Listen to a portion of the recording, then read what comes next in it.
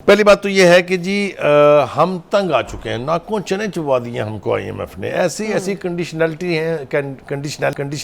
हैं जो पहले कभी ना सुनी ना किसी मुल्क के ऊपर इम्पोज की गई। हमारे साथ ये मोहब्बत जो है इतनी दरीना है आईएमएफ की, और अब तो उसकी इंतहा हो चुकी हुई है। लिहाजा मैं तो ज़ाती तौर पे शुक्रगुजार हूँ आईएमएफ का कि उसने मजबूर किया हमारी क़यादत को कि हम कोई और रास्ते तलाश करें, और अल्टीमेटली ये हो गया।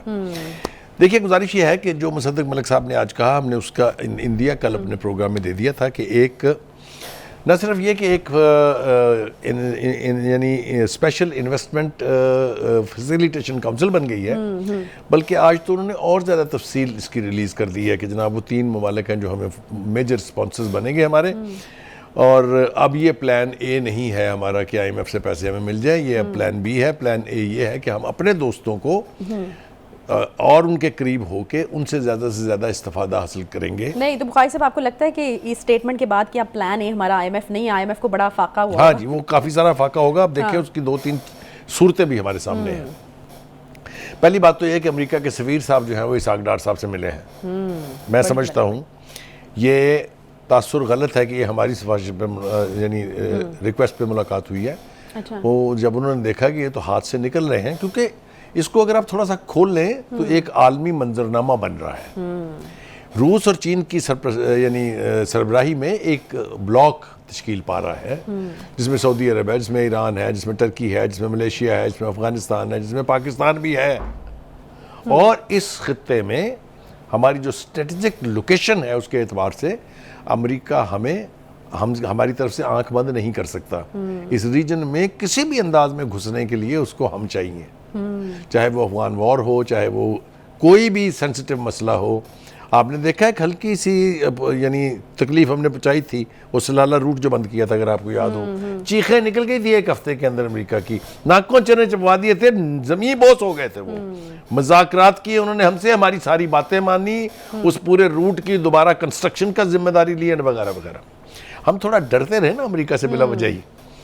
दूसरी बात यह है कि अगर ये ब्लॉक तश्कील पा जाता है तो एक और डेवलपमेंट होगी। अच्छा। जो है कि जो पेट्रो डॉलर है, इसकी ये हैसियत ख़त्म करने का भी इसी ब्लॉक के अंदर अच्छा। जो है वो होगा। और जिस दिन डॉलर पेट्रोल से अलहदा हो गया, उस दिन इसका क्या हाल होगा उस पर भी मैं आप इंशाल्लाह प्रोग्राम करेंगे। अच्छा। इसलिए अमेरिका को भी अब जोफ पहुंचना शुरू हुआ है, तकलीफ पहुंच रही है उनको। ये पाकिस्तानी कौम भी स्टॉर्म में से बाहर निकल गई, अब डॉलर चढ़ रहा है, अब डॉलर जी जी, ये जो हमारी सांसें रुकी रहती हैं, इससे हमारी जान छूट जाएगी। एक बात। दूसरी बात यह है कि असल बात यह है कि हमारे दोस्त जो हैं वो इन आलमी मालियाती अदारों से ज़्यादा रिलायबल है। मैं चीन की मिसाल आपको देता हूँ। चीन को हमने $1 अरब कर्जा वापस किया। अच्छा। वो उन्होंने कहा नहीं, ओके अभी रख लें। अच्छा। वापस दे दिया। सही। $1 अरब 80 करोड़ डॉलर का एक कर्जा दिया, उसको रोल ओवर कर दिया। अभी भी जब भी हम कभी किसी मुआशी और इक्तिसादी तकलीफ में मुब्तला होते हैं तो सबसे पहले चीन खड़ा होता है हमारी मदद करने के लिए। इसी तरह से हमारे दोस्त ममालिक जिनमें सऊदी अरेबिया है, जिनमें यूएई है, ये भी हमारी मदद के अंदर किसी तरह से भी पीछे नहीं रहते हैं। और ये जो प्लान ए कन्वर्ट हुआ है अब और आईएमएफ बी पे चला गया, इसमें भी इन ममालिक का बहुत रोल है। तो एक बात तो ये है कि हमें जो शुक्र अदा करना चाहिए, शुक्रिया अदा करना चाहिए आईएमएफ का, वो ये है कि हम दूसरे रास्ते एक्सप्लोर कर रहे हैं। मैं तफसील में जाना नहीं चाहता हूँ। जो स्पेशल इन्वेस्टमेंट फैसिलिटेशन काउंसिल है, उसका भी बड़ा रोल है। वो ज़रूरत थी वक्त की, हमें जो बराह रास्त फॉरेन इन्वेस्टमेंट है उसके रास्ते खोलने चाहिए।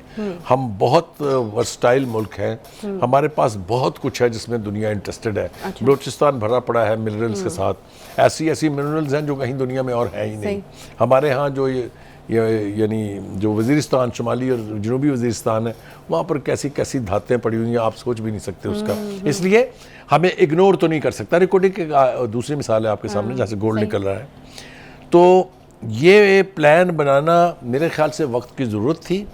इनकी इस हवाले से ज़रूर तारीफ़ की जानी चाहिए कि उन्होंने टोटल आंखें बंद करके रिलायंस जो है वो सिर्फ आईएमएफ पर रखने के बजाय दूसरे रास्ते एक्सप्लोर किए हैं, और रिस्पांस हमें मिल रहा है।